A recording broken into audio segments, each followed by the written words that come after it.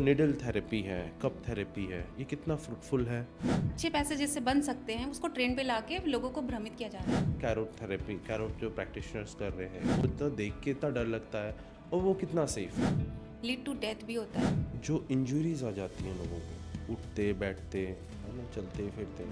Sir lake of activity और diet में भी कुछ कॉम्प्रोमाइज़ है जो लोग नहीं खाते आजकल, जो फास्ट फूड का चलन चल रहा है। ये और नॉर्मल जो मशीनरी, ये जो फिजियोथेरेपी है, इनमें क्या फ़र्क है? Placebo effect. राइट पोस्चर्स का महत्व क्या है? हमारी बॉडी में सबसे स्ट्रॉन्गेस्ट पार्ट है स्पाइन और सबसे वीकेस्ट भी स्पाइन है। क्रॉनिक डिसीज हो सकता है, इसके लिए अलार्मिंग हो जाना चाहिए। जितना बॉडी का मूवमेंट लेसर रहेगा आपको उतने क्रॉनिक डिसीज होने के चांसेस ज़्यादा हैं। बड़ा आजकल इंटरनेट में आते रहते हैं, इंस्टाग्राम में, यहाँ दबाओ तो ये दर्द चला जाएगा, वहाँ दबाओ तो ऐसे चला जाएगा। एक्यूप्रेशर हमारे 7,000 साल पहले से चली आ रही है। ये ऐसे बोलने का थेरेपी नहीं है, ये अगर हम स्पिरिचुअली भी देखते हैं तो ये हीलिंग प्रोसेस है।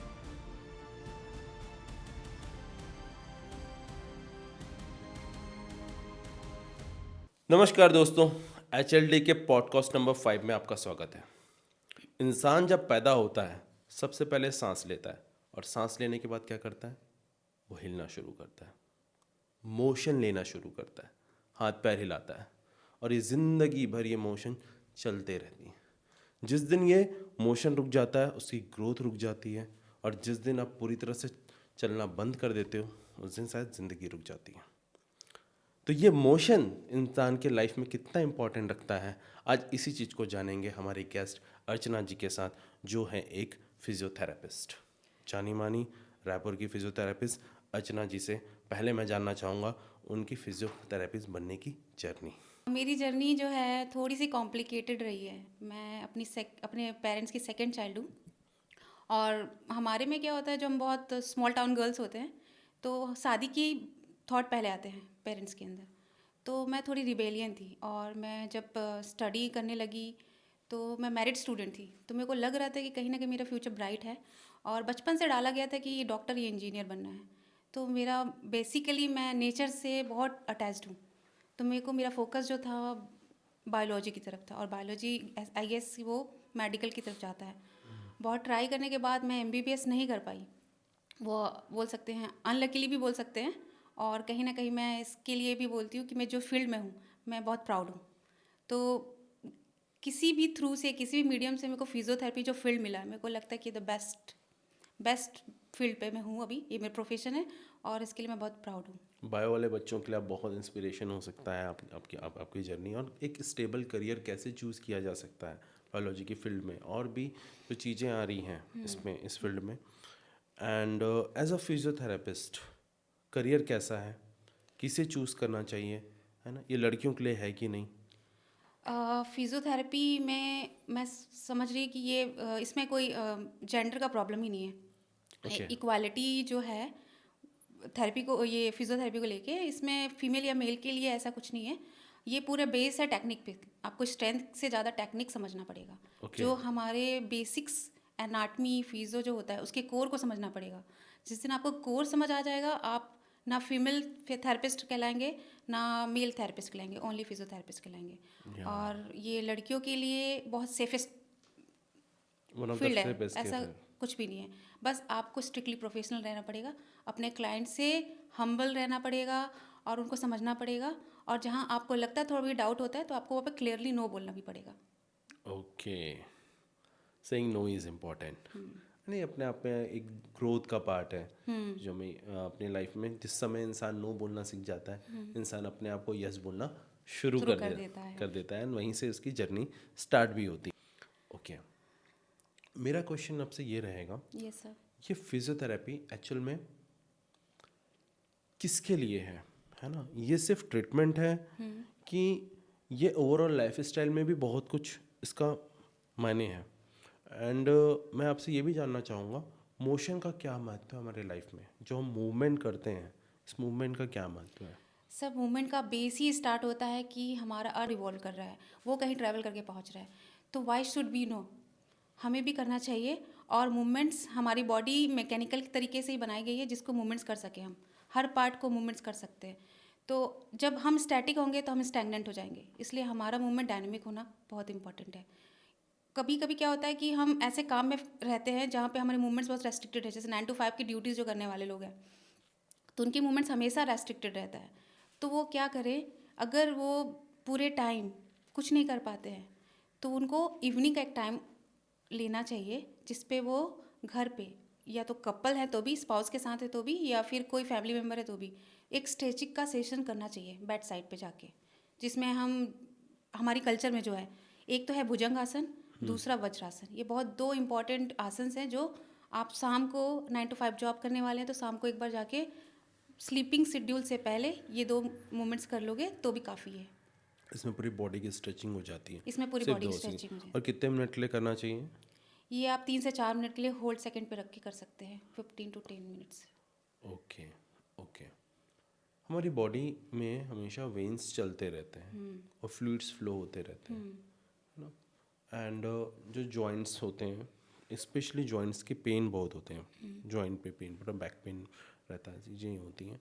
एंड जब तक वो फ्लूइड पूरी तरह से फ्लो नहीं होते तब तक बॉडी से टॉक्सिसिटी बाहर नहीं आती, जी। एंड फ्लूइड रुक जाते हैं, एंड उसके कारण से वहाँ पे कुछ ना कुछ बीमारियाँ पैदा होती हैं। इस पे इसके बारे में थोड़ा सा हमारे जो व्यूअर्स हैं उसको थोड़ा सा बताइए इनके इसके बारे में। हमारी बॉडी में एक सिस्टम होता है जिसको हम बोलते हैं सर्कुलेटरी सिस्टम। सर्कुलेटरी सिस्टम ही हमें मेंटेन करके रखा हुआ है, ठीक है। जिस दिन ये स्टॉप करेगा उस दिन कहीं ना कहीं आपको जॉइंट्स पे या अपने वाइसरल ऑर्गन्स पे, ब्रेन पे कोई इफेक्ट देगा ही। तो इसको मेंटेन करने के लिए आपको क्या करना है, आपको मूवमेंट्स करना है विथ डाइट। और डाइट में सबसे इम्पॉर्टेंट है पानी का इंटेक। पानी का इंटेक, ओके। हमारी बॉडी 70% पानी से बनी हुई है, और पानी का फ्लो अगर आप बॉडी में मेंटेन करते हो तो आप सारी टॉक्सिसिटी बाहर निकाल सकते हो, जो कि सारे प्रॉब्लम्स का कारण वही होता है। Okay, okay. तो पानी पीने में क्या ध्यान रखना है उसके हिसाब से? पानी का पीने का तरीका क्या है?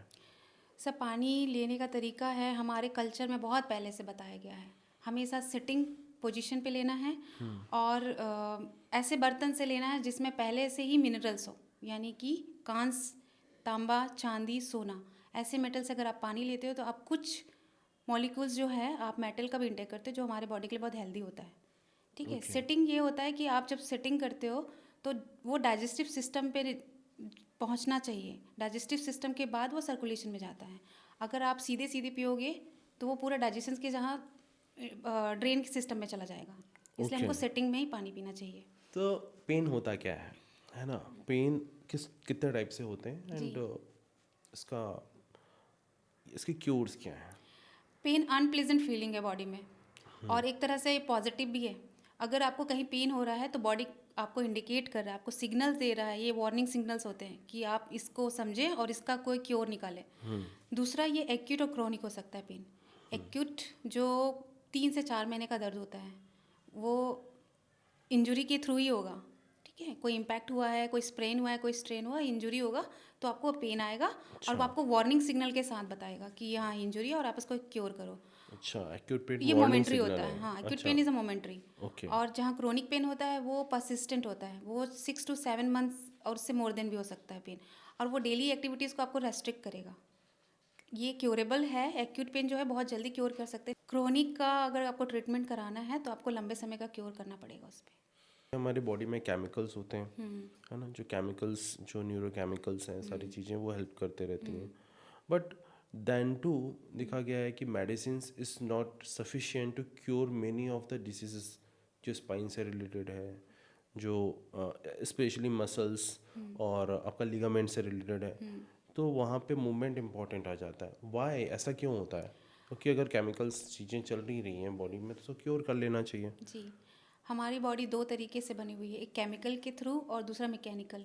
केमिकल का रोल जो होता है हमारे सिस्टम पे होता है, और मैकेनिकल जो होता है हमारे बाहरी सिस्टम को फंक्शन कराता है। तो जहाँ पे आपको केमिकल की डिफिशियंसी हो रही है या वो कम हो रहा है तो आपको उसको फुलफिल जो करना है वो केमिकल के थ्रू ही होगा। तो जिसमें सप्लीमेंट्स होते हैं, डाइट होता है, इसका प्ले जो होता है रोल बहुत इंपॉर्टेंट होता है, वाइटल रोल प्ले करते हैं यहाँ पे। कभी कभी क्या होता है कि मैकेनिकल जो प्रॉब्लम्स होता है इन रिलेटेड टू भी केमिकल हो सकता है। अच्छा, जैसे हम एग्जांपल लेते हैं अर्थराइटिस, उसमें क्या होता है हमारी बॉडी में यूरिक एसिड का मात्रा ज़्यादा बढ़ जाने की वजह से पेन आता है, वो जॉइंट्स पे अफेक्ट करता है। तो उस पे आपको यूरिक एसिड के लिए आपको मेडिसिन्स, सप्लीमेंट्स, इसमें आपको चेंजेस लाने पड़ेंगे। साथ में आपको जो फिजिकली फंक्शनली जो भी आपको प्रॉब्लम आ रहा है उसके लिए आपको फिजियोथेरेपी का सहारा लेना पड़ेगा। ओके, मोशन इम्पोर्टेंट है वहाँ पे। वहाँ पे दोनों आपको कराना पड़ेगा। एंड मैंने देखा है आजकल जो नए रिसर्च आए हैं, हार्ट डिसीज़ के लिए भी मोशन बहुत इम्पोर्टेंट है। एंड कभी भी मतलब हम जब जाते हैं, मालूम है सिर्फ हम बहुत ज़्यादा मेडिसिन के ऊपर डिपेंड रहते हैं, हम चीज़ों पे डिपेंड रहते हैं, बट हार्ट डिसीज़ के लिए फिजियोथेरेपी कैसे हेल्प करता है? जो कार्डिक है वो खुद माया मसल से बना हुआ है, मायोजेनिक मसल से, कार्डिक मसल्स। और जब कोई चीज़ मसल से बना है तो उसका काम भी मसल के ही थ्रू होगा। तो हम क्या करते हैं उस पर, कार्डिक पेशेंट जो भी होते हैं उनको हम पोस्चरल कराते हैं, हर चीज़, पोजिशनिंग में चेंजेस, स्लीप साइकिल में चेंजेस, डाइट में चेंजेस, और साथ में उनकी मोबिलिटी में भी चेंजेस लाते हैं। तो उनको हम एक प्रोटोकॉल सेट करके देते हैं कि आपको क्या करना है और क्या नहीं करना चाहिए। और कार्डियक मसल्स में फोकस रहता है, जिसमें हम कुछ रेस्पिरेटरी फंक्शंस कराते हैं, जिसको चेस्ट फिजियोथेरेपी बोला जाता है। ओके, नहीं बॉडी में कुछ मैंने ऐसे भी सुना है, हार्ट के बाद सेकंड हार्ट, थर्ड हार्ट होता है, कुछ कुछ पोजीशंस ऐसे रहते हैं जिसको पल्स करना ज़रूरी रहता है, जैसे पिंडलियाँ हो गई, ऐसा हो जी गया, तो सर, ऐसे वो कौन कौन से पॉइंट्स होते हैं? जो मसल्स होते हैं वो हमारा सेकंड हार्ट कहलाता है। अच्छा। हार्ट का लेवल ब्लड पंपिंग करने का लोअर बॉडी में बहुत, लोअर एक्सट्रीमिटीज़ में बहुत कम होता है। तो क्या होता है, ये जो है काफ मसल्स, ये हार्ट का काम करते हैं उस पार्ट के लिए। अगर वो हेल्दी नहीं हुए तो कहीं ना कहीं आपके हार्ट को अफेक्ट करेगा ही। और हमारा काफ मसल्स अटैच्ड होता है हमारे एंकल मूवमेंट्स में, और अभी तक मैंने जितने भी पेशेंट देखे उनके एंकल मूवमेंट्स रेस्ट्रिक्टेड रहते हैं, क्योंकि बहुत नेग्लिजेंस पार्ट है वो। इसलिए अच्छा, हमारे काफ मसल्स को अगर हेल्दी रखना है तो हमें एंकल्स की सारी एक्सरसाइजेस करनी चाहिए। एंकल्स की एक्सरसाइज, जैसे हाथ, जैसे ये पैर है तो हाँ कैसे, जी, ऐसे बताइए तो थोड़ा सा। जब हम इसको ऊपर लेते हैं तो ये वाला पार्ट स्ट्रेच होता है, और जब हम इसको नीचे लेते हैं तो ये वाला स्ट्रेच। ये वाला पार्ट तो है। ये वाला हेल्दी रखना है हमको, तो ये मूवमेंट जो होना चाहिए ये ऊपर की तरफ आना चाहिए, और स्ट्रेच भी होना चाहिए साथ में। ठीक है, तो ये हमारे काफ मसल्स को हेल्दी रखने में हेल्प करेगा। इसलिए एंकल मूवमेंट्स आप कहीं भी कर सकते हो, लाइंग पोजीशन पे तो बहुत हेल्दी है और सेफेस्ट है, सारे लोग कर सकते हैं, ओल्डर पीपल से लेके यंगर पीपल से लेके सारे लोग कर सकते हैं। और आप इसको अगर जिम में भी करना चाहो तो काफ मसल की स्ट्रेचिंग वाली जो मशीनें होती हैं उस पर आपको स्टैंड बाय करना रहता है, वहाँ पे भी हो सकता है ये चीज़। तो जिम वाले भी इस पे ध्यान देना चाहिए उनको, कि अपने लेग्स पार्ट के भी अच्छे से एक्सरसाइज करनी चाहिए एक्सरसाइज उनको। करना चाहिए, क्योंकि मेरा ध्यान इस पे इसलिए गया, मेरे नाना जी को अचानक से हार्ट अटैक आया। वो हमेशा मुझे पिंडलियों में दर्द है, पिंडलियों में दर्द है से हमेशा शिकायत करते थे। 10 साल से वो पिंडलियों का ही, मुझसे मालूम है, पिंडलियाँ दवा मेरी थोड़ी करके ये कहते थे। फिर बाद में जब मैंने देखा इसके बारे में कि नहीं, this is a second brain, तो कब मतलब हमें अलार्मिंग हो जाना चाहिए, जैसे कहाँ कहाँ पे पेन हो रहा है, तब आपको क्रॉनिक डिसीज हो सकता है, इसके लिए अलार्मिंग हो जाना चाहिए। जितना बॉडी का मूवमेंट लेसर रहेगा आपको उतने क्रॉनिक डिसीज होने के चांसेस ज़्यादा हैं। ओके, वो अफेक्ट करेगा आपके हार्ट्स को, आपके लंग्स को, आपके किडनी, लीवर, जो वाइटल ऑर्गन्स है, और कहीं ना कहीं डाइजेस्टिव सिस्टम भी अफेक्टेड रहता है इससे। ओके, हम्म, तो मूवमेंट से क्या होता है, जितना आपका मूवमेंट्स रहेगा, आप जितनी एक्टिविटीज़ करोगे, वो कोई भी फॉर्म हो सकता है एक्टिविटी का। आप चाहो तो वॉक कर सकते हैं, आप चाहो तो कोई भी स्पोर्ट्स पार्ट ले सकते हो जिसमें आपको खेलना हो पसंद है, जो हॉबीज़ हो वो भी आप कर सकते हो, जिससे कई चीज़ें आपकी ठीक रह सकती हैं। हार्ट सबसे इम्पॉर्टेंट है, और आपका दूसरा पार्ट है किडनी, ये दोनों चीज़ बहुत अच्छा रहना चाहिए। ओके।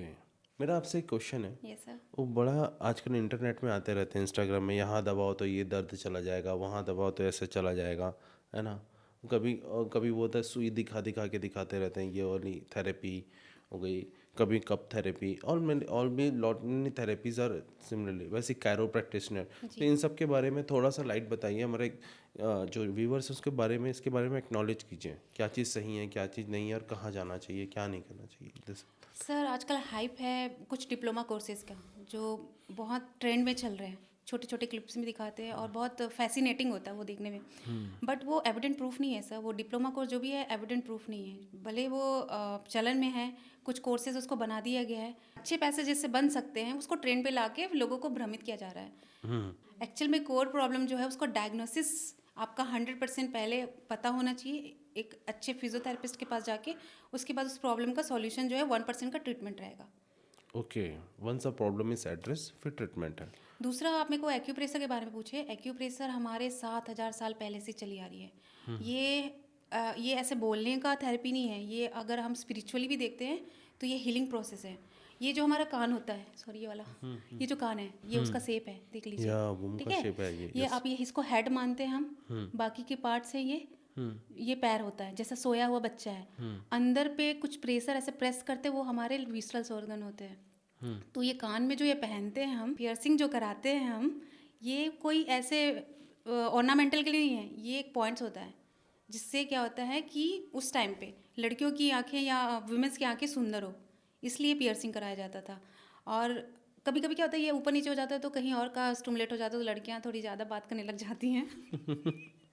या क्योंकि जबान की भी हाँ, यहीं पर हो गई तो ना। ये जो सारे हैं हमारे, ये लबेला बोलते हैं, यहाँ पे बिंदी लगाना, ये भी एक पॉइंट है। ये कहीं ना कहीं हमारे एकाग्रता कंसंट्रेशन को बढ़ाता है। तो ये सारे जो हम पियर्सिंग कराते हैं, ये सारे पॉइंट्स हैं, इसमें सब पियर्सिंग जो हो रहे हैं ना, ये आपके वाइटल ऑर्गन्स को ठीक रखने में हेल्प करेंगी। इनफैक्ट इन अ तो ये साइकोथेरेपी, बेनिफिशियल है, जो एक्यूप्रेशर का जो पार्ट है। आप किसी अच्छे जो नॉलेजेबल एक्यूप्रेशर आप जाएंगे तो आप बहुत जल्दी हर चीज़ के बारे में जान पाएंगे। कभी कभी क्या होता है, कुछ पॉइंट्स ऐसे होते हैं जो फीवर हटाने के भी होते हैं, और वो एग्जैक्ट फीवर्स हट जाते हैं उससे। Okay okay.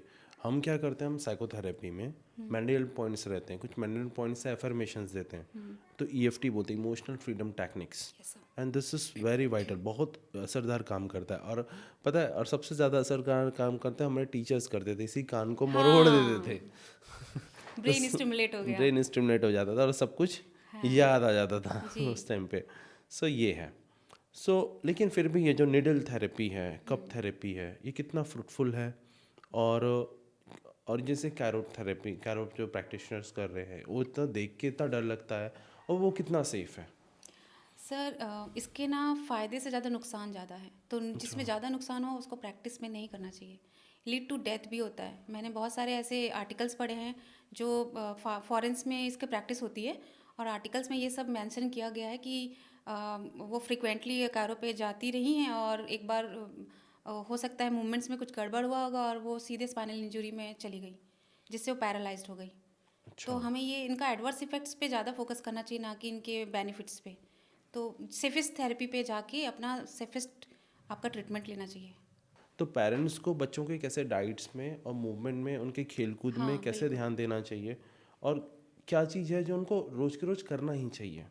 बच्चों के मोटर स्किल्स पे आपको ध्यान देना चाहिए। अगर बच्चा एक्टिविटी बहुत कर रहा है तो उसको मार के नहीं बैठाना है। वो मतलब है, वो एक्टिविटी कर रहा है यानी कि वो हेल्दी बेबी है। और डाइट का ये है कि बच्चे को जब भूख लगे तभी खाने के लिए दो। ऐसा नहीं कि टाइम हो गया तो आपको खाना खिलाना है उसको। तो जब बच्चे मतलब बॉडी अपना इंट्यूशंस देता है आपको, भूख का, स्लीप का, सारा चीज़ का, और आपको उसके अकॉर्डिंग ही काम करना चाहिए, ना कि आप एक ने शेड्यूल बना लिया, उस प्रोटोकॉल को फॉलो कर रहे हो और वो सबके लिए एक बराबर फिट बैठे। अब से अगला सवाल ये रहेगा, जी सर। है ना, मसल्स मैनिपुलेशन जी। है ना, जी, ये और नॉर्मल जो मशीनरी, ये जो फिजियोथेरेपी है, इनमें क्या फ़र्क है? मशीन सर सुपरफिशियल आपको रिलैक्स कर सकता है, साइकोलॉजिकल भी आपको रिलैक्स कर सकता है। बेस तो साइकोलॉजिकल ही है। ये मशीनें जो होती हैं आपको ये ना फ्लेसिबो इफेक्ट देता है, यानी कि आपको लगेगा कि कुछ हो रहा है, बट इसका कोई बहुत एविडेंट नहीं है कि ये आपको ट्रीट भी कर रहा है। मैनुअल में पहले तो हमको डिफ्रेंशिएट करना पड़ता है कि पेन किस वजह से हो रहा है, क्यों हो रहा है। तो कुछ फिजिकल एग्जामिनेशन करना पड़ता है, जिसमें हम कुछ ट्रिगर्स फाइंड आउट करते हैं। वो ट्रिगर क्या होते हैं, जो मसल्स और बोन के बीच में एक टॉड बैंड बनाता है। और वो टॉड बैंड क्या करता है, जो मसल की एक प्रॉपर्टी होती है कि वो आप किसी भी आप कंडीशन पे उसको रखते हो, यानी नॉन फंक्शनल कंडीशन पे रखते हो, तो वो शॉर्टन हो जाता है, और वो शॉर्टन फाइनली जाके टॉड बैंड बनाता है। तो उस टॉड बैंड को फाइंड आउट करना फिजियोथेरेपी करता है, उस पार्ट को फाइंड आउट, और उसके बाद उसको रिलीज़ करना थ्रू हुक एंड क्रुक, जो भी है वो आपके जो भी उसका बेस है ट्रीटमेंट का, उससे। तो वो तो उस काफ़ी मसल्स की इलास्टिसिटी को फिर से एनहेंस करना, इनहेंस करना या फिर रिस्टोर कर देना फिर से। रिस्टोर करना। और नहीं तो हम खुद से करने जाएंगे तो मसल्स ब्रेक हो सकते हैं, जी, इंजरी आ सकती है। बिल्कुल सही सर। ओके मैम, मैं आपसे ये जानना चाहूँगा, डे टू डे लाइफ में जो इंजरीज आ जाती हैं लोगों को, उठते बैठते, है ना, चलते फिरते, ऐसी कौन सी गलतियाँ करते हैं जहाँ पे लोगों को इंजरी आ जाती है, और कौन सा ध्यान रखना चाहिए, है ना? सर लेक ऑफ एक्टिविटी और डाइट में भी कुछ कॉम्प्रोमाइज़ है जो लोग नहीं खाते आजकल, जो फास्ट फूड का चलन चल रहा है। तो ये सब सारी चीज़ें हैं जो सबका एक कॉम्प्लेक्शन होने के बाद हमको हमारे कुछ बॉडी पार्ट वीक रहते हैं, जो अच्छे से या तो माल न्यूट्रेंट रहते हैं, डेवलप नहीं हो पाते हैं, या फिर खान पान की वजह से वीक होता है। तो जब भी ये इंजरी होती है तो वीकेस्ट पार्ट को ही अफेक्ट करेगा। ओके। वीकेस्ट पार्ट में ही आपको इंजरी होगी, आपकी स्ट्रॉन्गेस्ट पार्ट वो उसको हैंडल कर लेगा। आपकी फ्लेक्सिबिलिटी मोबिलिटी है तो उस पार्ट को वो जैसे सॉकअप की तरह यूज़ करेगा और उसको जो भी इंजरी उससे बचा लेगा। बट जो वीक है उस पर आपको डेफिनेटली इंजरी होने के चांसेस है। और मैम जैसे कि आपने कहा था है ना, फ्लेक्सिबिलिटी के लिए water is a very important thing. जी। ब्रीदिंग कितना इंपॉर्टेंट रखता है? Right breathing, right posture and right breathing. पूरी बॉडी में एक सिस्टम है जो है सर्कुलेटरी सिस्टम, और सर्कुलेटरी सिस्टम को चलाता है रेस्पिरेटरी सिस्टम। तो रेस्पिरेशन बहुत इंपॉर्टेंट है हमारे सर्कुलेटरी सिस्टम को मेंटेन करने के लिए। तो ये जो जितने सिस्टम बॉडी में बने हुए हैं ये सब में वाइटल है तो आपका रेस्पिरेशन। इसलिए इनहेल एक्सेल वाला जो पार्ट है वो हर किसी को करना चाहिए। ये हमारे कल्चर में बहुत पहले से लिखा हुआ है। हमारे पुराने लोग भी ये चीज़ हमको बताते जा रहे थे लेकिन हमने कभी इसको ध्यान नहीं दिया। बट ये अनुलोम विलोम जो चीज़ें होती है ना, ये कहीं कहीं हमारे लंग्स को बहुत बहुत फ़ायदा दिलाता है। ओके। तो ऑक्सीजन, जो बॉडी में ऑक्सीजन होना, ऑक्सीजन रिच होना, तो जितना ऑक्सीजन रहेगा ब्लड को उतना ज़्यादा न्यूट्रिशन मिलेगा। न्यूट्रिशंस मिलेगा, वो ऑब्जर्व मतलब एनर्जी मिलेगी बाकी सब वाइटल चीज़ों को करने के लिए, राइट। और पोस्चर्स जो होते हैं जैसे बच्चों में होता है पोस्चर्स, राइट पोस्चर्स का महत्व क्या है? और लॉन्गेटिविटी ऑफ लाइफ के लिए है ना, जो ये पोस्चर्स के बारे में थोड़ा सा इसके बारे में एक्सप्लेन करिए। हमारी बॉडी में सबसे स्ट्रॉन्गेस्ट पार्ट है स्पाइन, और सबसे वीकेस्ट भी स्पाइन है। जब अब बच्चे की बात कर रहे हो तो बच्चों में क्या होता है, हंच बैक होने के चांसेस बहुत ज़्यादा थे क्योंकि हैवी बैग्स जो उठाते हैं स्कूलों में, है ना। तो हंच बैग जो है बच्चों में बहुत कॉमन है, और मेरे को लगता है कि ये स्टार्ट स्कूल से होना चाहिए। आपको स्कूल पे एजुकेशन देना चाहिए कि जितना बच्चों पे प्रेशर कम रहेगा बैग्स को लेके उतने उनके पोस्चर जो है करेक्ट होने के चांसेस है। पोस्चर एजुकेशन इंपॉर्टेंट है स्कूल में पोस्चर भी। एजुकेशन भी बहुत इंपॉर्टेंट है। तो फिजिकल एजुकेशन जो बोलते हैं बच्चों जी को, वो सिर्फ जी किताब में ना रहे, वो हर रोज उसकी क्लास हो और हर रोज उसमें जी पार्टिसिपेशन सर, हो। जब हम छोटे थे तो हमको पीटी नाम का एक क्लास लिया जाता था जो ग्राउंड पे होता था, लेकिन अब मेरे को लगता है कि उसको एज ए एकेडमिक पार्ट में भी इंट्रोड्यूस करना चाहिए। इंट्रोड्यूस करना चाहिए। This is life skill now. अब के डेट में तो देखा जाए तो उठना बैठना खाना पीना ये सब लाइफ स्किल है ना। ये कोई एक्टिविटी नहीं है, एक्टिविटी नहीं है, यही ये लाइफ है। अब यही लाइफ स्किल हो गई है आज की डेट में। जितनी जल्दी चेंजेस आ रहे हैं, इतने डायनामिक चेंजेस आ रहे हैं कि हम जो लाइफ स्टाइल जो कैरी कर रहे थे वो आगे कैरी कर पाएंगे कि नहीं कर पाएंगे पता नहीं। बच्चों को क्या सिखा पाएंगे, वो सिखा पाएंगे पता नहीं। So that is why we need to teach them what is the basic of your postures, basic of your body, postures of your entire thing. तो हम शायद अगला जनरेशन काफ़ी अच्छा रख सकते हैं। नॉर्मली ये देखा गया है, इनफैक्ट मैंने अपनी लाइफ में एक्सपीरियंस किया, सिंस मेरा बहुत बड़ा एक्सीडेंट हुआ था, मुझे 1.5 साल लगे ठीक होने को।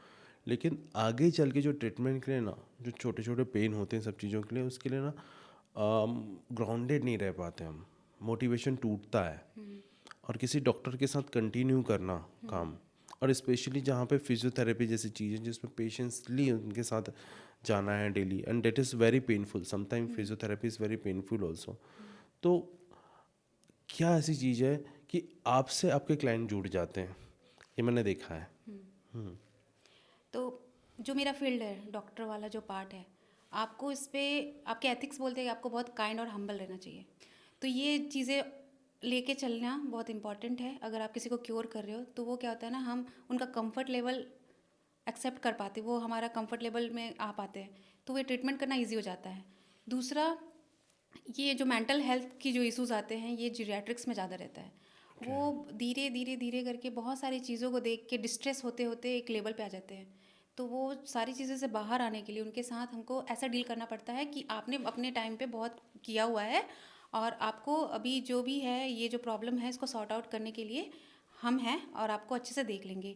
ये सारी चीज़ें उनको समझाना पड़ता है, उनको बैकअप देना पड़ता है उनके बैकअप देना, और उनके पसंदीदा हॉबीज़ जो होती हैं। Okay okay.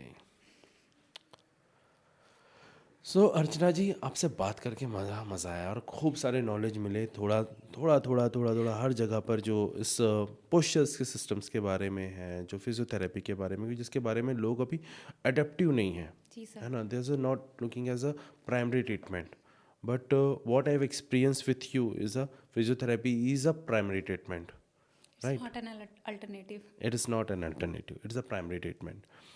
आप कुछ हमारे दर्शकों को कहना चाहेंगे और ये बताना चाहेंगे कि आप तक ये पहुँचे कैसे, कांटेक्ट कैसे करें? ये सारी जो डिस्कशन हुआ है, ऐसे आपको कोई भी ऐसी दिक्कत हो रही है तो आप अपने नियर बाय फिजियोथेरेपिस्ट, या मेरा यहाँ रायपुर में अपना खुद का क्लिनिक है, तो आप एक बार आके विजिट कर सकते हैं। आप उस मुझसे कांटेक्ट कर सकते हैं और इस एड्रेस पे भी आप आ सकते हैं अपॉइंटमेंट लेने। JS physiotherapy, Mahadev Ghat road, beside the Canara bank, Raipur. उम्मीद करता हूँ फिर से मिलेंगे, फिर बिल्कुल से इस सर। पॉडकास्ट में आएंगे आई लव अपने टू लोगों से। Come again. या thank you. Thank you.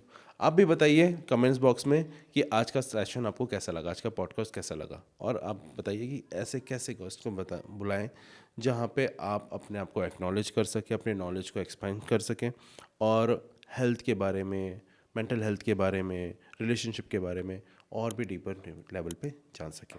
Thank you, see you all.